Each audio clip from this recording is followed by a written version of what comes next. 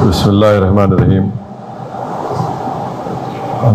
یہ جو ریزولوشن کی بات آئی ہے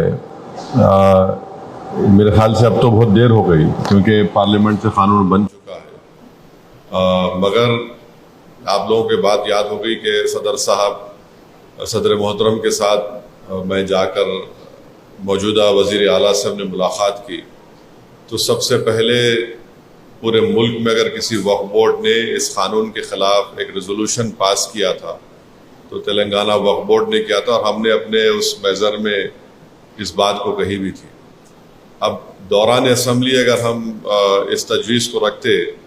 اور پارلیمنٹ کے قانون بننے سے پہلے، تو مجھے یقین ہے کہ حکومت اس کو قبول بھی کر لیتی، مگر اب پارلیمنٹ سے قانون بن چکا ہے تو اب اسمبلی میں آپ ریزولوشن پاس بھی کر لیں،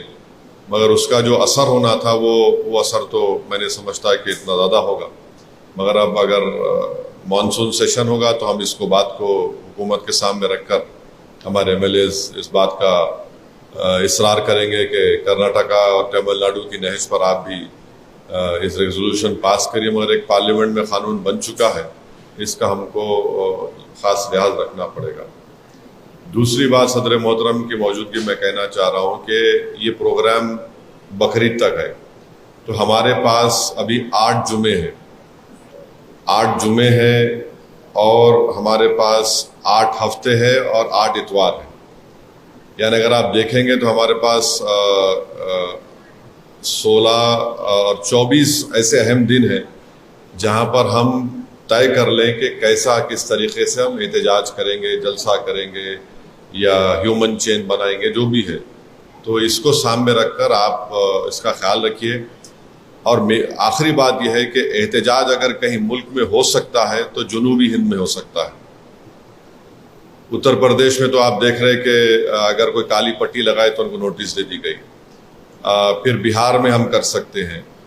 اور میرے خیال سے سب سے زیادہ مؤثر احتجاج ہم کو کرنا ہے آندھرا پردیش میں، کیونکہ تیلگو دیسم وہاں پر اس بل کی تائید کی۔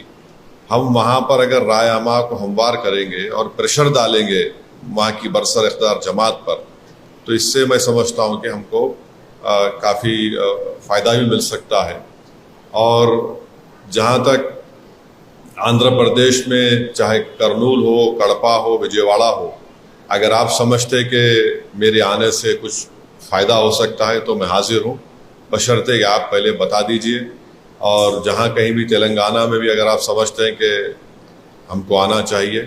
برابر ہم تیار ہیں آنے کے لیے۔ تو ہمارا احتجاج جو ہوگا تلنگانہ، آندھرا پردیش اور کسی حد تک مراٹھواڑہ، مہاراشٹرا میں، ممبئی میں،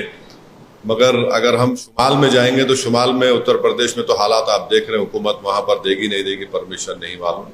تو اس بات کا خیال رکھیے کہ بقرعید تک ہمارے پاس 8 جمعے ہیں، 8 ہفتے ہیں اور 8 اتوار ہیں،